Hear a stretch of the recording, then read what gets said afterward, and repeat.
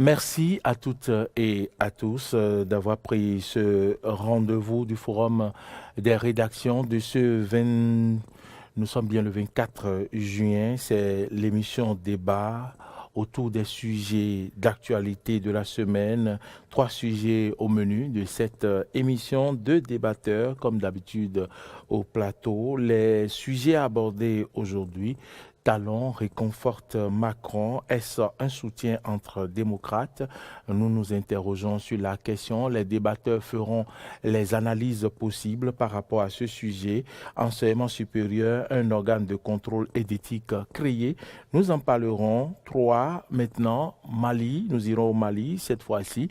La loi électorale fait des mécontents. Nous allons donc parler également de cette situation au Mali et mener le débat, faire les analyses dans ce studio comme nous en avons l'habitude. Madame, Messieurs, merci d'avoir pris ce rendez-vous. Nous allons observer une virgule avant de vous présenter les débatteurs.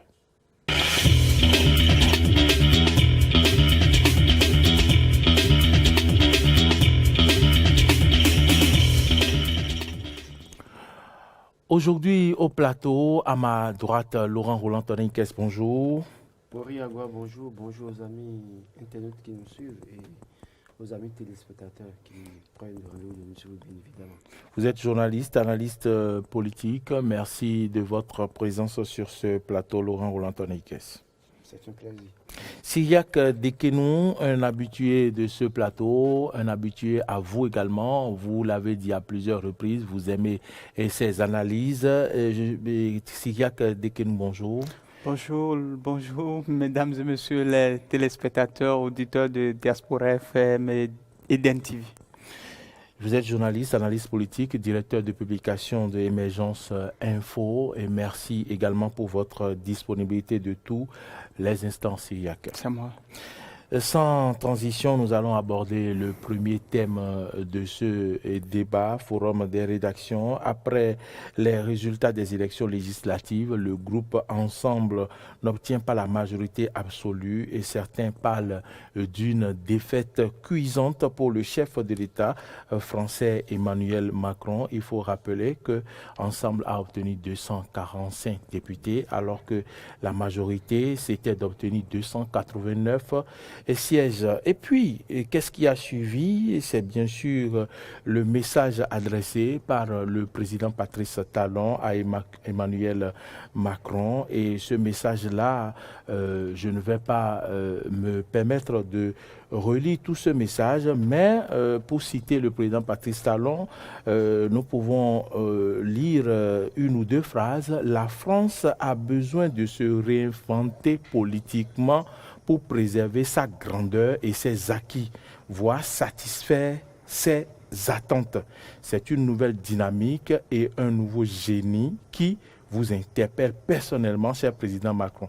Je n'ai pas de doute que vous disposez des moyens pour y parvenir, notamment le doigté et la clairvoyance nécessaires.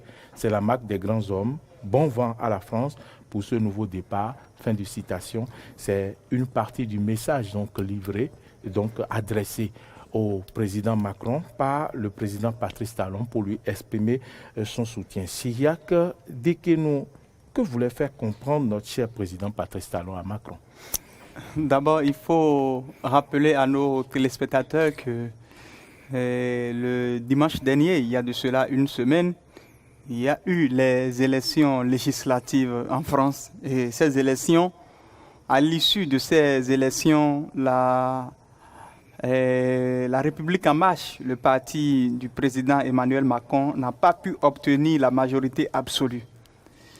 Ce qui quand même lui rend difficile la gestion apaisée du pouvoir parce que le fait de ne pas avoir une majorité absolue l'empêchera de mener à bien certaines réformes phares, notamment la réforme de la retraite et certaines réformes nécessaires surtout en matière de santé, mais aussi certaines mesures nécessaires que le gouvernement doit prendre au regard du vote de certaines lois par rapport à la nouvelle crise qui secoue le monde actuellement, à savoir la guerre en Ukraine.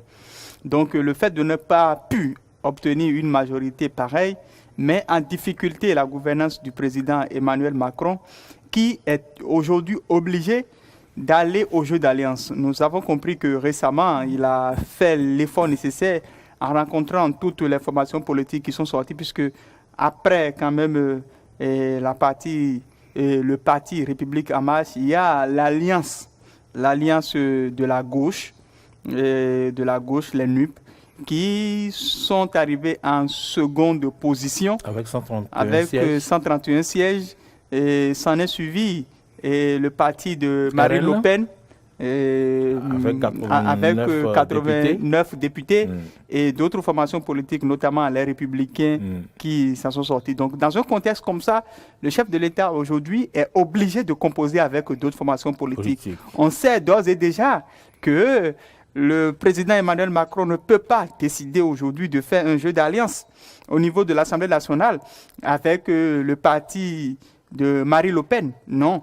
Mais il ne peut que décider de composer avec des formations politiques, notamment les NUP et les Républicains, qui sont beaucoup plus proches, qui partagent presque les mêmes idéaux que la République en marche. Cependant, toutes ces formations politiques ont décliné l'offre d'une alliance de composer avec la République en marche et ont estimé qu'il s'agira peut-être de voter au cas par cas.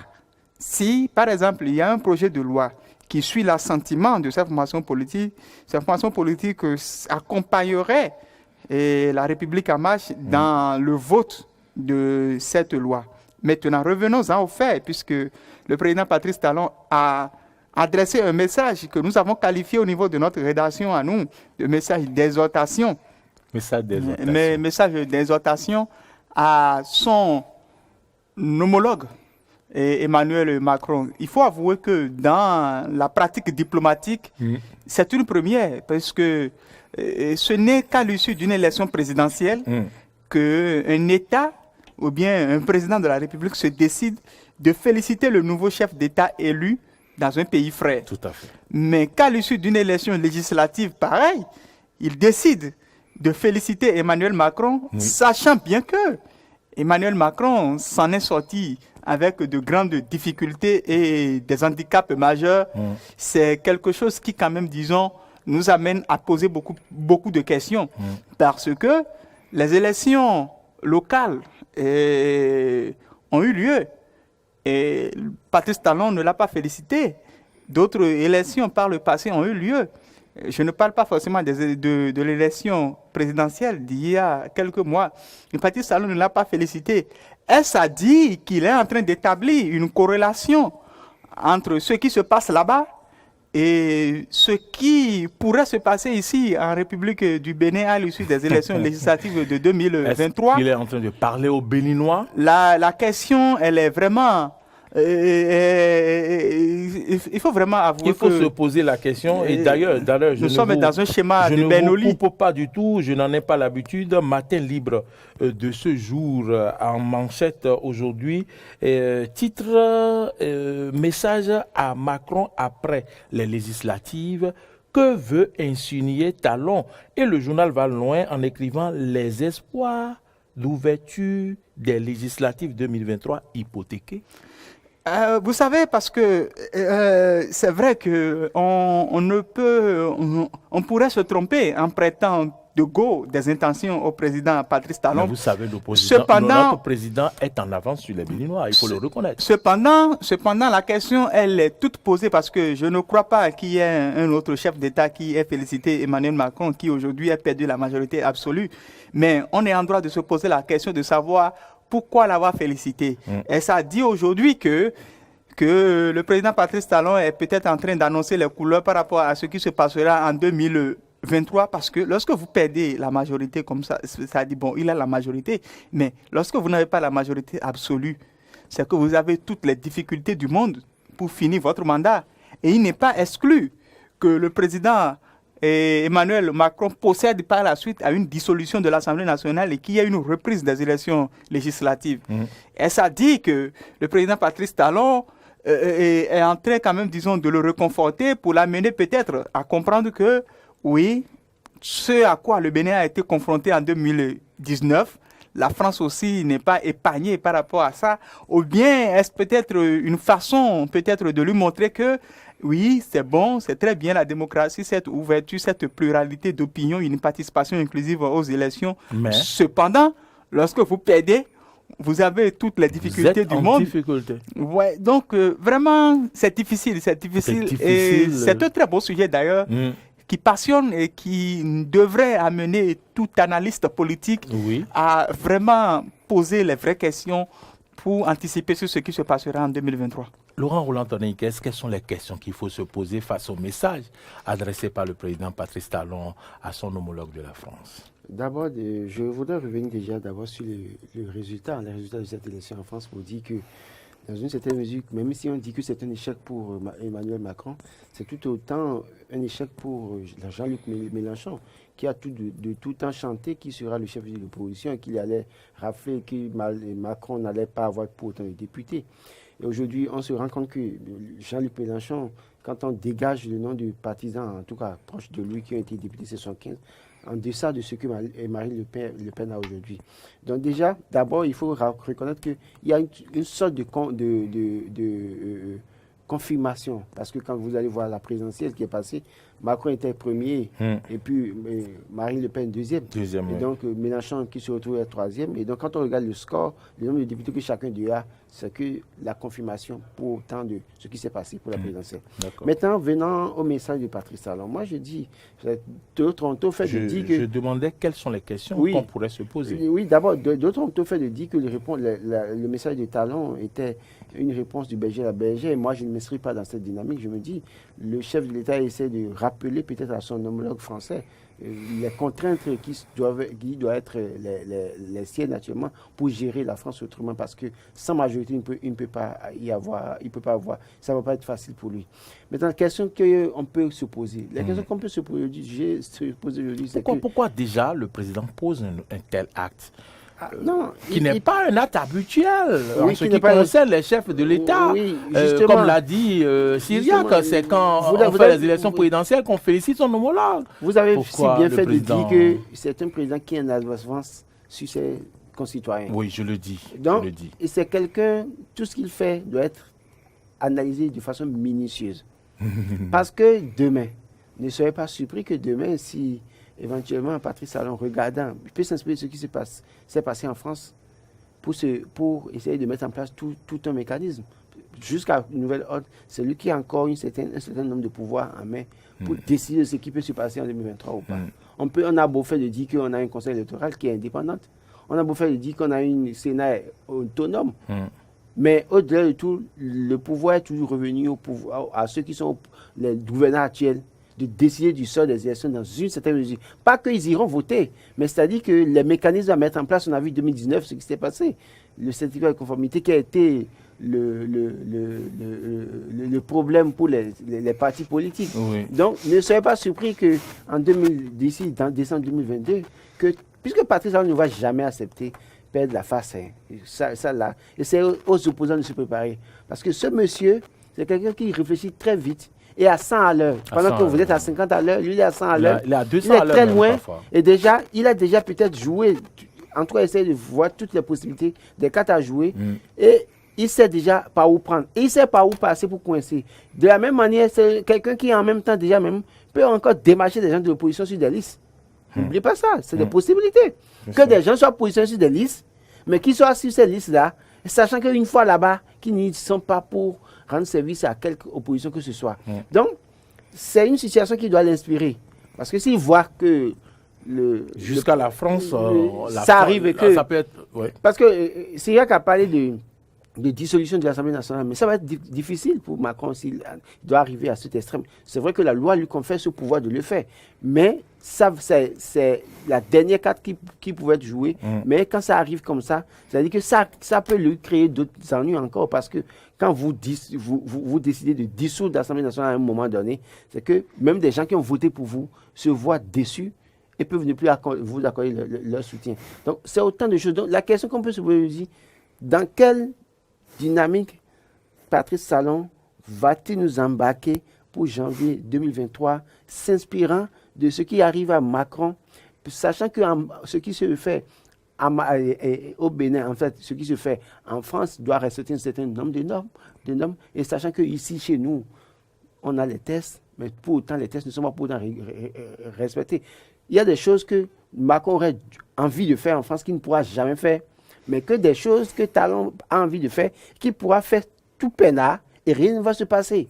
Donc, là où nous sommes maintenant, nous sommes dans une posture où les opposants doivent pouvoir faire attention, parce que c'est une leçon pour Patrice Talon. Il va s'inspirer de ça, il va s'inspirer de cette situation et trouver les voies et moyens pour avoir sa majorité, comme il en a eu en 2019, où on a eu des députés, en tout cas en griffe, qui sont allés se faire représenter là-bas sans représenter le peuple. Le président de la République est un fin politicien, c'est un excellent politicien, si je peux le dire, avec tout ce qui s'est passé juste là. Mais Matin Libre, je reviens là-dessus, Cyriaque, écrit les espoirs d'ouverture des législatives 2023 hypothéqués. Que veut insinuer le président Patrice Talon? Est-ce que le journal a tout fait, le quotidien?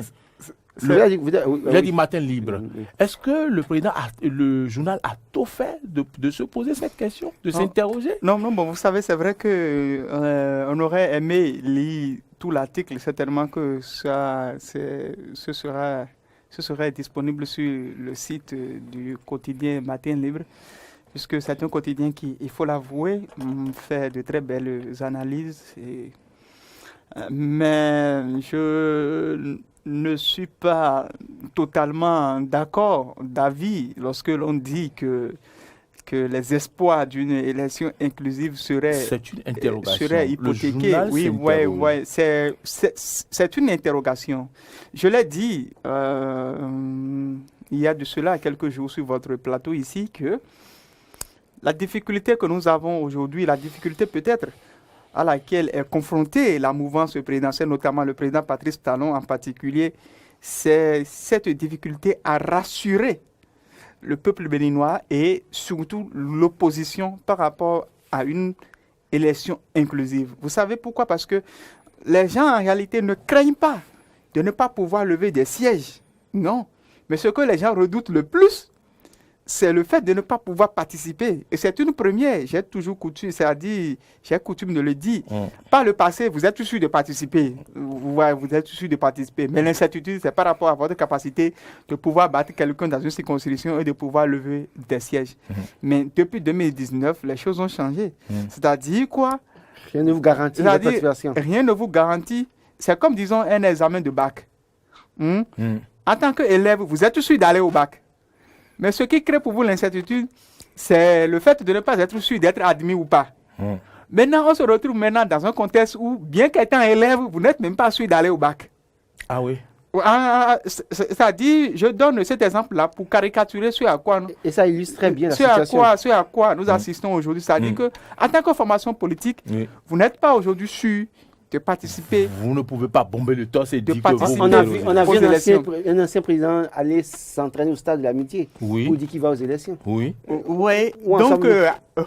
Donc, en fait, c'est un contexte qui, aujourd'hui, fait qu'il est difficile aujourd'hui aux deux camps, à savoir l'opposition et la mouvance, de se serrer la main en quelque sorte pour qu'il y ait une élection vraiment apaisée, festive. Cependant, à qui la faute? La faute à la fois à la mouvance, mais aussi à l'opposition, qui, il faut l'avouer, ne se met pas toujours à la hauteur des défis qui l'attendent. Laurent parlait tout à l'heure de ce que nous avons un chef d'État qui, il faut l'avouer, est très intelligent. Ça, il faut être d'accord là-dessus. Patrice Talon, c'est quelqu'un qui a une grande longueur d'avance sur tout le monde. Et à chaque fois que l'on pourrait peut-être, disons, avoir le dessus sur lui, c'est qu'il faudra le prendre à défaut. Et c'est d'ailleurs l'une des raisons pour lesquelles il est difficile de lire très tôt ce que prévoit Patrice Talon. Et c'est aussi là des grands hommes politiques. Et cela ne doit pas nous surprendre s'il a eu autant de réussite dans les affaires. C'est que c'est quelqu'un qui, en réalité, voit bien plus loin. En félicitant Emmanuel Macron, c'est tout à fait normal qu'un quotidien aussi sérieux se pose une question pareille. Oui. Parce qu'aujourd'hui, soyez sûrs et certains, si l'opposition... il me semble que... Si l'opposition ne participe pas... Les analystes sont en train d'apprendre à le connaître. C'est pourquoi ils s'interrogent. Oui, en fait, si l'opposition ne parvenait pas à participer aux élections législatives, ou bien si l'opposition ne parvenait pas peut-être à lever des sièges aux prochaines élections législatives, ce ne serait pas la faute de Patrice Talon, mais ce serait plutôt la faute de cette opposition qui, en réalité, n'a pas appris à connaître l'homme politique qu'ils ont en face, qui, en réalité, ne se met pas toujours à la hauteur de l'enjeu. Autre chose, c'est quoi? C'est-à-dire, on ne peut pas comparer la démocratie française à la démocratie béninoise. Ça, c'est deux clichés vraiment opposés, vous voyez. Cependant, il faut se mettre quand même, disons, à l'esprit que celui qui est là ne créera pas pour vous toutes les conditions favorables pour que vous puissiez venir l'embêter, encore qu'il est en fin de mandat. Et surtout que nous savons que les fins de mandat sont les exercices les plus difficiles. Il a trouvé son second mandat. En fait, nous savons qu'il est en fin de mandat, qu'il est en train de finir son second et dernier mandat constitutionnel. Quand vous dites second, c'est fini. C'est fini. C'est lui qui a ajouté dernier. Oui, mais lui-même a dit second. C'est dernier. Ne créons pas l'amalgame. Ne créons pas l'amalgame. Lui-même a dit second. S'il vous plaît, ne créons pas l'amalgame, s'il vous plaît. Le chef de l'État est en train de finir son dernier mandat. Donc, sachant bien que les tout derniers mandats, les fins de mandat, les fins de régime sont souvent les moments les plus délicats et les plus difficiles pour les chefs d'État en exercice, il faudrait comprendre déjà très tôt, que l'opposition aussi comprenne que Patrice Talon ne mettra pas à leur disposition tout ce qu'il faut pour qu'ils viennent l'abattre. Ça, c'est très clair. Absolument. Et nous avons connu le cas en 2021 où on leur dit venez chercher le parrainage. Et quelqu'un appelle telle personne on va quand même pas qui faire ce refuse débat. D'aller chercher le parrainage. On est resté là, on ne sait pas on va quand même pas dire ça ici. On va quand même pas dire que les gens refusent d'aller prendre le parrainage. Quel que soit, s'il vous plaît, parce que les candidats régulièrement constitués pour les partis politiques n'ont pas eu de parrainage, mais à Gossaï, Koroé sorti de nulle part, des fantômes politiques sont allés chercher les parrainages, ils ont eu les parrainages. On ne peut pas faire ce débat compte tenu de la réalité de ceux dont on parle. Attention, ces parrainages, on sait comment ça s'est passé. Je pense que nous sommes dans une émission trop sérieuse où il serait vraiment, disons, préjudiciable que nous marquions de respect quand même, disons, à des autorités politiques de ce rang qui, avouons-le, ont eu l'honneur. C'est les candidatures fantômes pour moi. Ont eu l'honneur d'être candidats je ne dis pas qu'ils sont pas. Je ne dis pas qu'à Gossa, je ne dis pas qu'à Gossa, je ne dis pas qu'à Gossa et Corée sont fantômes. Je dis c'est les candidatures fantômes. Et j'insiste. Cela n'engage que vous. J'assume. Cela n'engage que vous. Je continue mon analyse. Donc, je le dis parce que ce qui s'est passé aujourd'hui en France, c'est un contexte vraiment délicat. Et ce qui se passe aussi dans la sous-région, regardez le cas de ce qui se passe actuellement au Sénégal, où des titulaires sur des listes ont été éliminés au profit de suppléants. C'est-à-dire que les titulaires qui sont très populaires et connus sur des listes d'opposition ont été éliminés. Maintenant, c'est les suppléants qui maintenant iront aux élections législatives et cela crée des tumultes, cela crée assez d'affrontements là-bas. Donc, ce que nous allons souhaiter ici, c'est que nous ayons une élection inclusive et que l'on ne prête pas trop tôt des intentions malicieuses au chef d'État Patrice Talon, mais que l'opposition, elle aussi, puisse savoir que nous sommes dans un jeu politique, il n'y a pas de cadeau à se faire, et qu'elle se mette surtout à la hauteur de ce qui la gagne, parce que la même chose ne peut pas vous arriver 3 fois. C'est ce qu'on dit chez nous. Je pense que personne ne prête des intentions malicieuses et personne ne prêtera. Attendez, ne prêtera des intentions à Patrice Talon. Les gens savent que Patrice Talon les a dribblés en 2019. En 2020, pareil. En 2021, pareil. Et donc aujourd'hui, c'est-à-dire que même si Talon a la plus bonne volonté du monde, la bonne foi du monde, c'est que les gens auront toujours des craintes, seront réservés, et c'est l'une des raisons pour lesquelles ils doivent se mettre à la hauteur de ce qui les attend. C'est pourquoi il dit, au-delà de tout, la responsabilité incombe aux opposants aussi. C'est à eux de se lever tôt et de prendre des dispositions. Parce qu'en l'état tel qu'ils le font, avec des partis un peu partout, des partis de communes ou bien de départements, je crois qu'à cette allure, le gars est parti encore pour les dribbler une 4e fois. Et là, le peuple, en ce moment, ne sera plus de leur côté, mais comprendra que c'est eux-mêmes qui ont joué. Et s'il y a que nous, Laurent Roland Tonnikès, une dernière question pour clôturer avec ce sujet.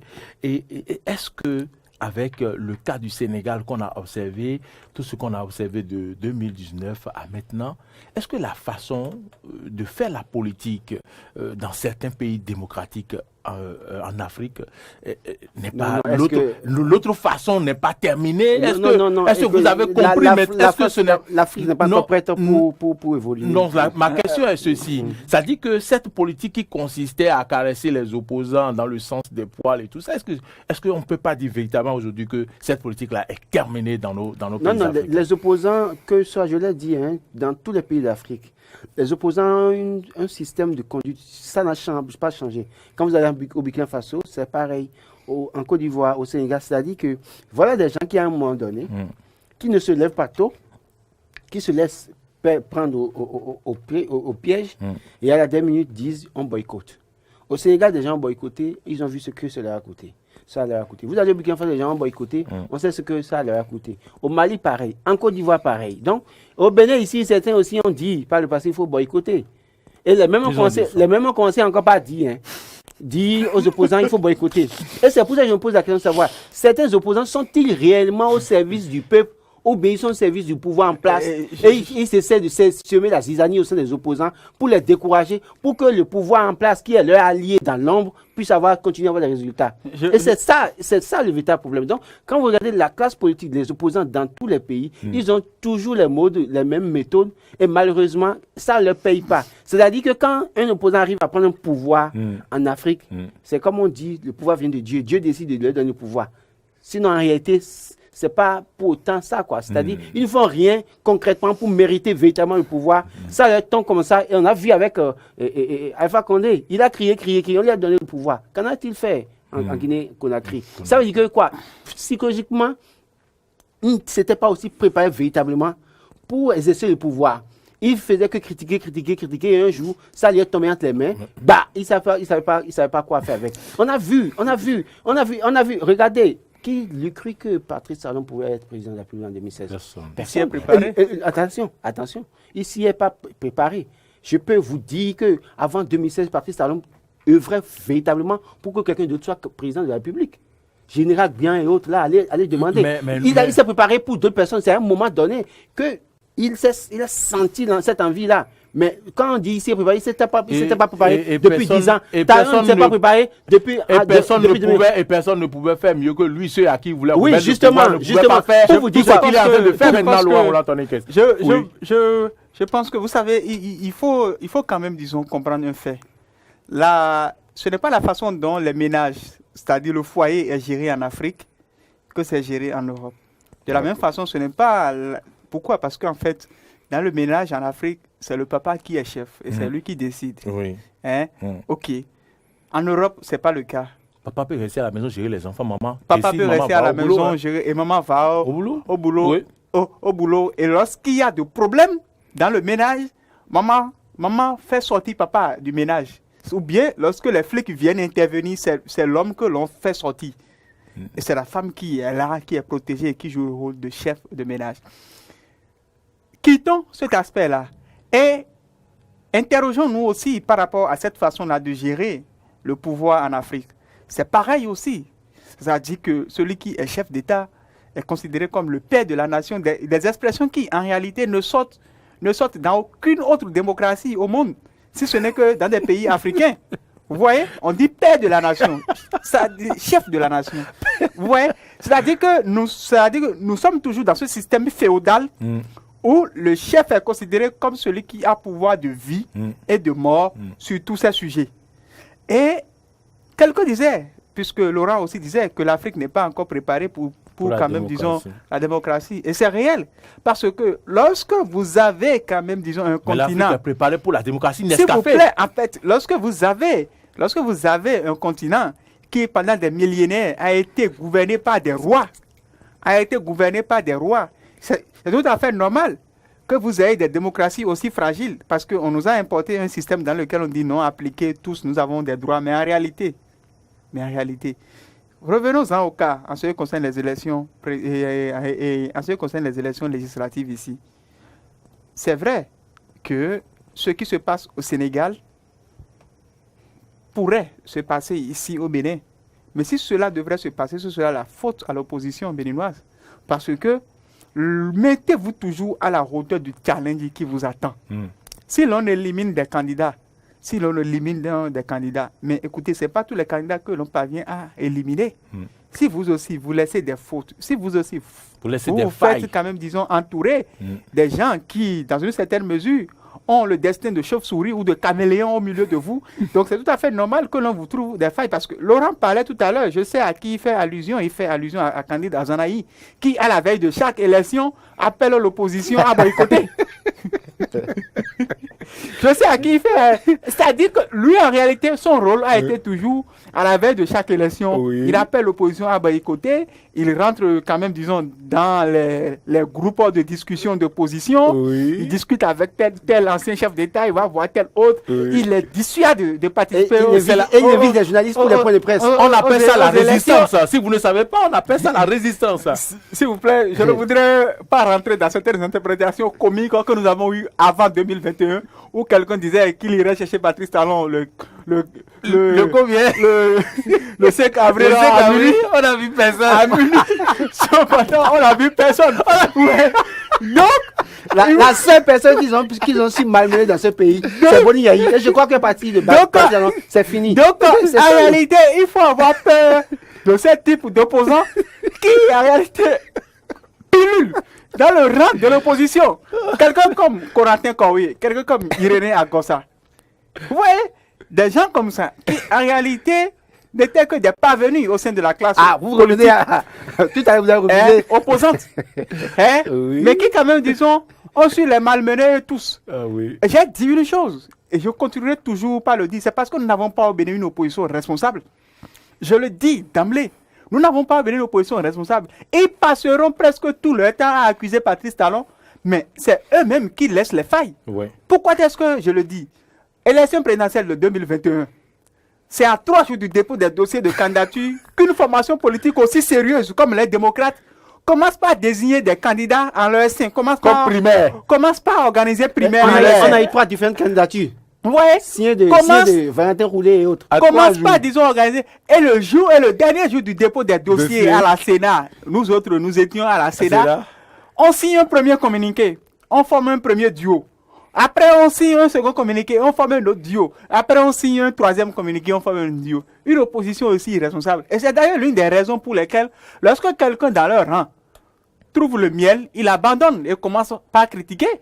Soyez sûr, lorsque quelqu'un peut-être à l'issue d'une élection législative qui peut-être n'aura pas donné quand même satisfaction à toute la classe politique. Sera nommé au gouvernement, soyez sûr que c'est ce dernier-là qui viendrait se présenter pour encore les insulter.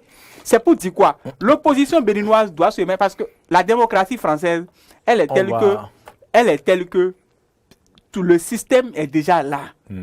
Vous ne venez que pour vous mettre quand même, disons, dans ça.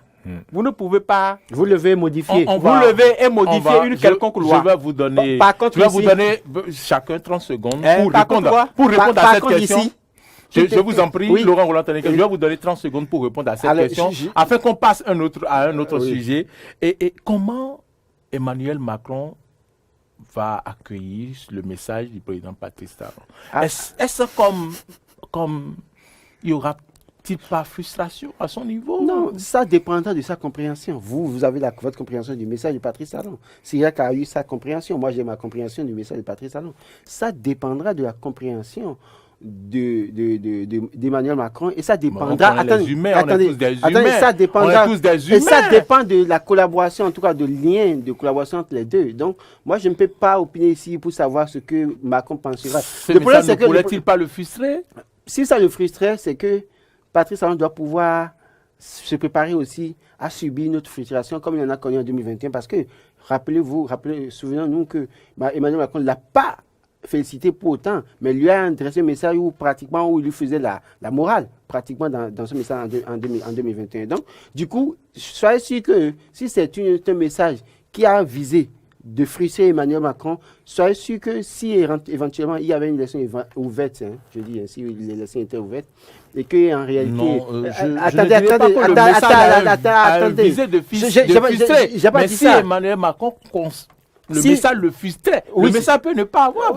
La preuve, ce message est amical. C'est pourquoi je dis je ne suis pas bien placé pour savoir comment il peut prendre ça. J'ai dit si éventuellement ça le frustrait, c'est que soyez sûr qu'en 2023, il ne raterait pas aussi Patrice Talon. Si en réalité, si lui-même n'avait pas de bons résultats, de bons scores, il se mettrait. Ou bien s'il y avait aussi des mécanismes qui ont été encore mis en place pour empêcher les uns les autres d'aller aux élections, je crois qu'il ne le ratera pas aussi cette fois-ci.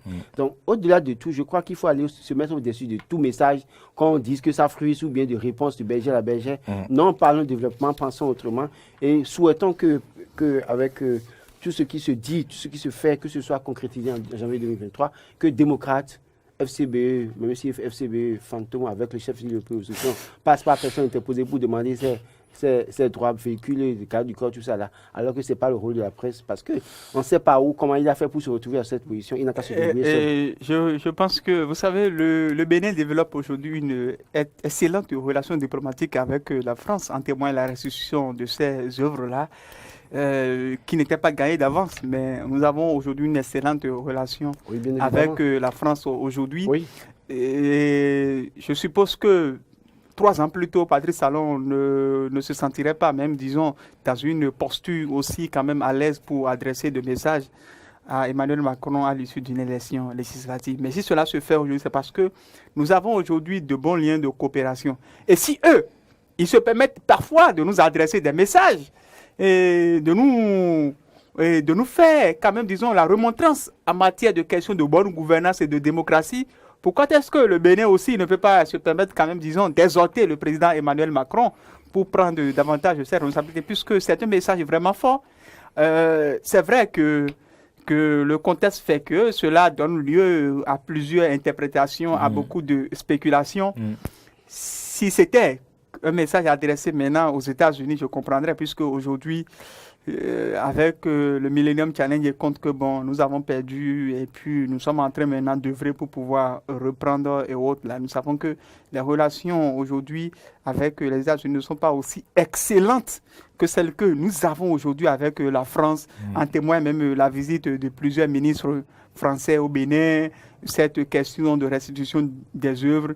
Et aujourd'hui, le couloir et Lionel Zinsou, qui favorise pas mal de choses, sont aussi d'excellentes choses. Le plus important, c'est que Emmanuel Macron s'en remette. Mais il doit aussi comprendre par là que le peuple français est fatigué aussi de sa gouvernance en quelque sorte. Puisque si c'était Jean-Luc Mélenchon qui s'était retrouvé au second tour, il est certain qu'il ne serait pas aujourd'hui président de la République française. Donc, bonne chance à lui. Et on verra bien la suite. Merci à vous pour vos analyses sur le sujet. Nous allons passer maintenant au deuxième thème de ce forum des rédactions. Enseignement supérieur, un organe de contrôle et d'éthique créé. L'une des décisions prises à l'issue du Conseil des ministres de ce mercredi 22 juin, c'est bien sûr la mise en place de l'organe national de contrôle et d'éthique dans l'enseignement supérieur. Et ce n'est pas nouveau puisque c'est prévu par le décret numéro 2021-379 du 14 juillet 2021 portant statut type des universités publiques en République du Bénin. Et donc, ce décret-là a prévu la création de cet organe-là. Et il faut dire que l'organe a pour rôle de dénoncer au procureur de la République, entre autres rôles, au procureur de la République, les cas d'infraction résultant des comportements des enseignants du supérieur dans le cadre de leur mission d'enseignement, d'encadrement, notamment harcèlement de tout genre, viol et corruption, fraude aux examens, etc. Dites-nous, Laurent Roland-Torniquez, vos appréciations par rapport à la création d'un tel organe. Oui, je crois que un organe du genre est le bienvenu à l'université, en tout cas dans nos universités, parce qu'en réalité, on a assez vu la pagaille, on a vu assez la pagaille dans nos centres universitaires, et donc il fallait à un moment donné taper du poing sur la table et dire maintenant il faut mettre fin à la pagaille. Parce que notamment, c'est vrai que l'organe se chargera de l'évaluation des enseignants pour que ceux-ci puissent actualiser leurs cours, oui, d'accord. Mais qu'est-ce que l'État va mettre en place pour que les enseignants aient des moyens pour actualiser leurs cours? Parce qu'aujourd'hui, on dit que nous sommes dans un village planétaire, d'accord. Mais si vous n'avez pas un centre informatique performant avec une bonne connexion à l'université d'Abomey-Cravie, où les enseignants peuvent aller se connecter facilement pour actualiser leurs cours compte tenu de l'actualité du monde, si vous n'avez pas une bibliothèque digne du nom, la bibliothèque que nous connaissons à l'université est la même depuis des années. Nous, la bibliothèque était là, nous on est arrivé en 2006 ou 2007. On a quitté, ça fait, je crois, 16 ans qu'on a quitté également. Nous, on vous a laissé la bibliothèque. Voilà, en l'état. On est arrivé, on a vu ça en l'état. On est parti avec le flux d'étudiants là. On n'a pas daigné, en tout cas, construire une grande bibliothèque et avoir des documents. Pour avoir les bons documents, parfois, les gens sont obligés de sortir de la bibliothèque de l'université pour aller au centre américain ou bien à l'Institut français, à d'autres. Voilà. Donc, je crois qu'il faut aujourd'hui faire un certain nombre d'efforts. L'État, en mettant en place un certain nombre de contrôles pour dire il faut actualiser les couches, il faut aussi que l'État essaie d'être fait face à ses responsabilités pour mettre en place un certain nombre d'infrastructures qui facilitent la tâche aux enseignants. Maintenant, l'autre pan, c'est l'éthique. Ceux qui prennent nos jeunes sœurs comme leur objet sexuel et qui pensent qu'ils ont droit de cuissage sur tout parce que la fille, vous inscrivez 10 filles au CI, à peine 2 se retrouvent à l'université. Et parfois, c'est une seule qui se retrouve à l'université. Et la seule, là, va subir les vices d'un enseignant irresponsable, à la limite, qui ne veut même pas, qui ne serait même pas d'accord que vous disiez bonjour à sa fille. Mais lui, il est prêt à s'imposer à la fille d'autrui, à exiger le droit de cuissage et à dire à cette fille, tant que tu n'acceptes pas aller passer un week-end avec moi, tu ne vas jamais soutenir. Il y en a même qui disent, tu auras ta licence en première année. Et ils sont pleins. Ouais, j'ai fait l'université avec des filles. Quand la fille vous parle, il y en a qui ont cédé. On les connaît, on se connaît. Ils nous connaissent, on se connaît dans la cité. Mais il y en a qui ont refusé et qui ont dû abandonner les cours. Oui, on se connaît. Il y en a qui ont refusé carrément. Ils ont abandonné les cours carrément. Et regardez la perte que ces filles-là constituent pour la nation, pour leur famille. Les parents ont mis les moyens, mais parce qu'un irresponsable vicieux ne veut pas que cette personne évolue, là, constitue une barrière pour l'évolution de cette fille. Et tout ce que les parents ont injecté jusqu'à ce que cette fille ait le bac là, c'est à l'eau. L'article 64... Je pense qu'il faut travailler à corriger tout ça là dans la société. Maintenant, dans le même temps, il faut travailler à l'éducation de nos filles aussi. Parce que cette fille qui sort de leur maison avec des tenues dépravées là, que les parents ne sont pas prêts à discipliner là, et qui viennent, parce que aussi, l'homme c'est un élément bougeant. Quand il voit certaines choses, ça peut l'amener. C'est vrai qu'il faut se discipliner. Donc, vous trouvez des situations atténuantes? Je ne trouve pas une situation.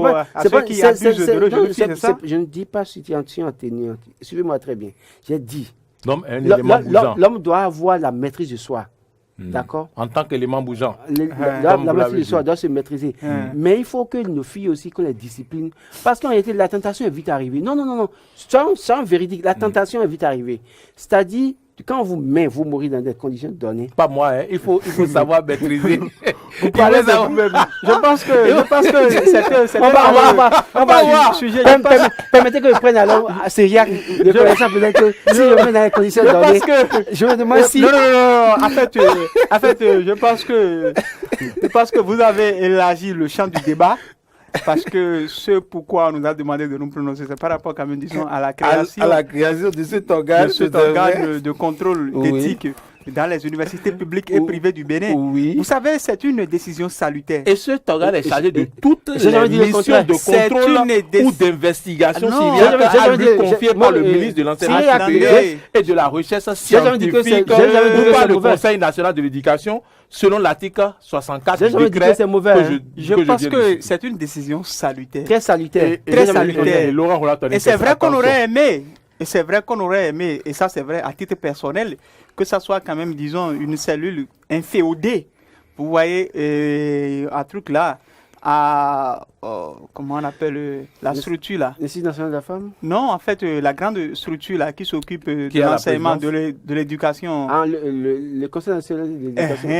Ouais, donc que cela soit peut-être pour pouvoir quand même, disons, réduire les coûts de fonctionnement de de cet organe. Cependant, c'est peut-être dans le souci de pouvoir avoir un organe bien indépendant pour pouvoir mieux investiguer que cela a été fait. Je voudrais quand même me rappeler un fait. Vous savez, nous souffrons. Je ne vous coupe pas, hein. Je vous rappelle que l'organe national de contrôle d'éthique dans l'enseignement supérieur est sous le contrôle du Conseil national de l'éducation. Sous le contrôle. Vous voyez, non, vous avez dit sous le contrôle. C'est vrai que je parlais de ce qu'on aurait aimé que ça soit simplement une direction ou bien ça dit une cellule du Conseil national de l'éducation. Vous savez, nous souffrons d'un véritable problème. Surtout pour nous qui avons fait les universités publiques du Bénin, nous pouvons tous témoigner. Nos professeurs titulaires, combien de fois nous les voyons au cours de l'année? Ce ne sont que les assistants qui viennent nous donner, nous dispenser les cours. Ce qui voudrait dire que nous avons des enseignants qui perçoivent de l'argent, mais qui en réalité ne sont jamais disponibles pour dispenser les cours aux apprenants. Et ce ne sont que les doctorants, les assistants qui viennent et qui sont encore traités comment? Je pense que même cet organe-là est chargé aussi de gérer le cas des aspirants au métier d'enseignement supérieur. Absolument. Donc, quand même, c'est quelque chose qui en réalité viendrait pour mieux réorganiser le système éducatif universitaire en République. Parce que ce à quoi nous assistons, cela dit que, et beaucoup de parents ont coutume de le dire, parce que parfois on vous dira, oui, l'université forme. Mais en fait, prenez 2 élèves qui ont le bac la même année, 2 étudiants qui ont le bac la même année. Celui qui est allé s'inscrire dans une université privée, en 2 ans et demi, aurait déjà sa licence, pendant que celui qui est dans une université publique serait peut-être encore en fin d'année, de première année, ou bien en deuxième année. Et les chantages sont énormes. Manque de respect, ça dit manque de respect aux apprenants. Parce qu'on se croit être quand même, disons, Dieu. Oui, mais on nous a dit que les professeurs d'université sont des dieux. Et les abus sont énormes. Maintenant, c'est aussi de la responsabilité de l'État d'améliorer les conditions, d'améliorer quand même, disons, les conditions de travail de nos enseignants. Parce que j'ai cru lire sur les réseaux sociaux des enseignants qui menacent de bloquer des copies des apprenants. Parce qu'ils n'auraient pas, c'est-à-dire un certain nombre d'avantages à eux dus, n'auraient pas été payés. Oui. Qu'est-ce qui se passe? Pourquoi est-ce que nous en sommes là? Un journal a écrit, les vacataires sont sans salaire depuis 2 ans. Vous voyez, il vaut mieux qu'aujourd'hui, si l'on décide d'implémenter une telle rigueur dans l'enseignement supérieur, que l'on s'arrange aussi pour que les enseignants aient quand même, disons, une meilleure condition de travail. Absolument. Revenons-en maintenant au cas des universités privées. Les universités privées sont des laissés pour compte. Lorsque je dis laissés pour compte, ce sont quand même, disons, des cadres dans lesquels tout se passe. Et puis, c'est sans aucun contrôle. Tout se passe et tout passe. Tout se passe et tout passe, sans aucun contrôle.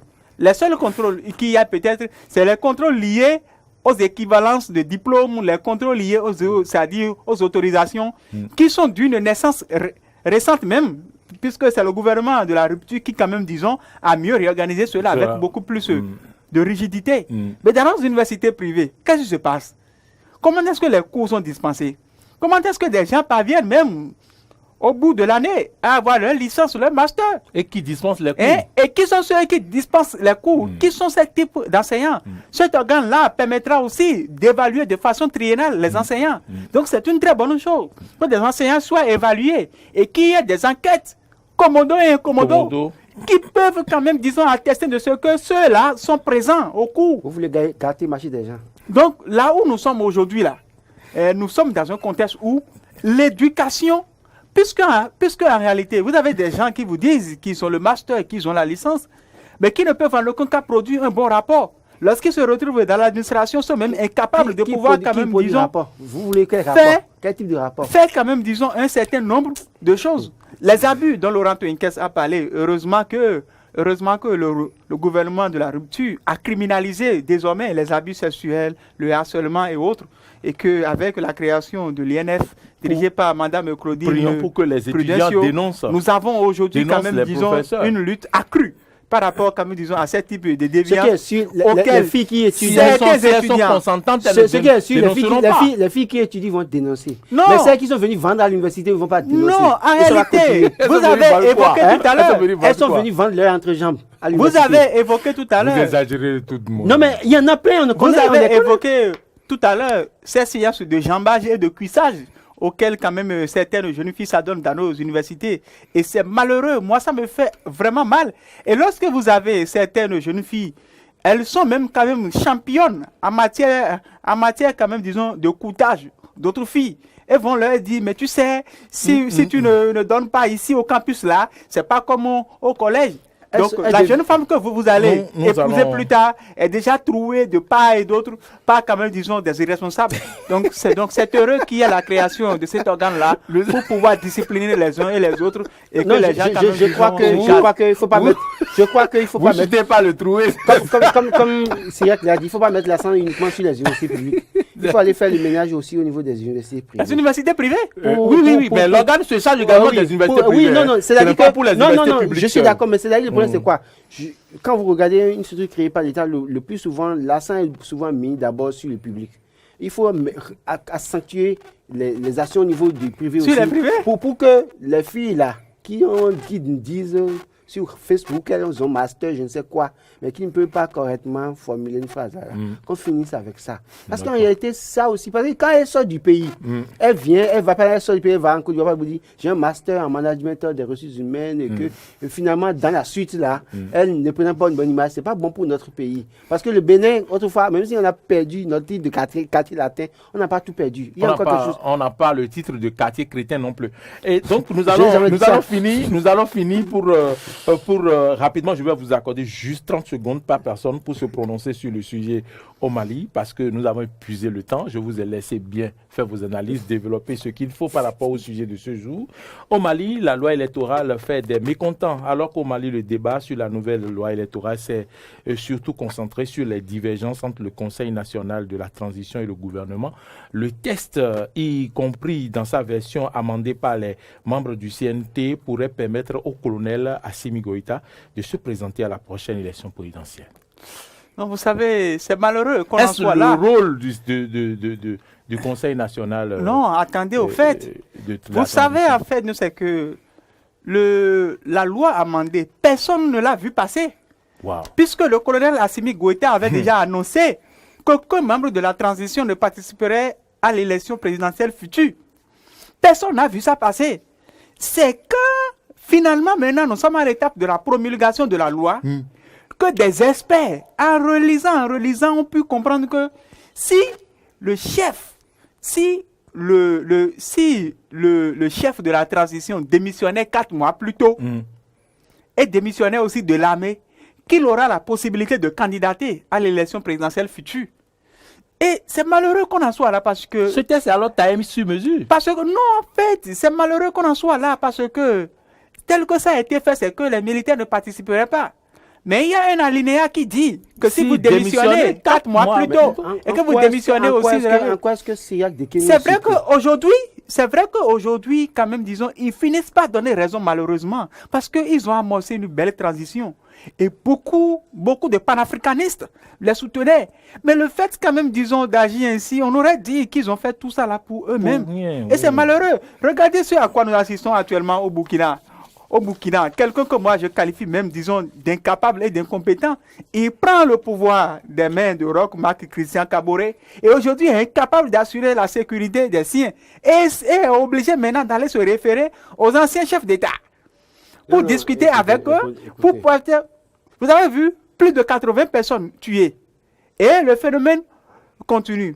Heureusement que le cas malien, quand même, disons, est un cas qui, en matière de sécurité, donne satisfaction, puisque dès lors que les militaires sont venus au pouvoir, on a quand même, disons, assisté à une diminution significative des attaques djihadistes, et ils ont su quand même, disons, prendre le contrôle de leur territoire en quelque sorte, même si ce n'est pas quand même, disons, la calmie dans la totalité. Mais c'est grave ce à quoi nous assistons. Mais bon, si peut-être le destin malien devait être un destin toujours comme ça, puisqu'on sait très bien que ATT, ça a été comme ça. Amani Toumani Touré est venu au pouvoir comme ça, par un putsch, il a démissionné. démissionné, il a fait la transition, il a démissionné, il est revenu, et bien avant lui. Il y avait aussi un autre là. Donc c'est un cas qui malheureusement ferait école dans la sous-région. Nous déplorons cela, mais ce que nous souhaitons aussi, c'est que la CEDEAO aussi s'arrange pour que le Mali revienne dans le Conseil des Nations. Parce que soutenir l'impérialiste par rapport à des sanctions que l'on inflige à ce pays frère-là n'est pas une bonne chose. Et aujourd'hui, c'est tout ça qui favorise ça. Regardez ce qui se passe en Guinée. Un militaire qui vient au pouvoir, mais qui est incapable jusqu'à présent de pouvoir sortir quand même, disons, un document officiel lié à la conduite de la transition. Donc, il est là, il gouverne, mais jusqu'à quand? C'est malheureux. Merci pour votre contribution, vos analyses. Moi, je pense qu'on ne doit pas être surpris de ce qui se passe au Burkina Faso. Assimi Goïta a compris une chose. Il faut faire tout pour se retrouver chef d'État, pour être accepté par les autres là, qui sont au niveau de la CEDEAO, qui aussi ont des choses à se reprocher avec leur peuple. Donc, pourvu qu'il y arrive pour être président de la République, le gars cherche les moyens. Ça ne doit pas surprendre. En réalité, pour moi, cette posture d'Assimi Goïta, aujourd'hui, ne me surprend pas.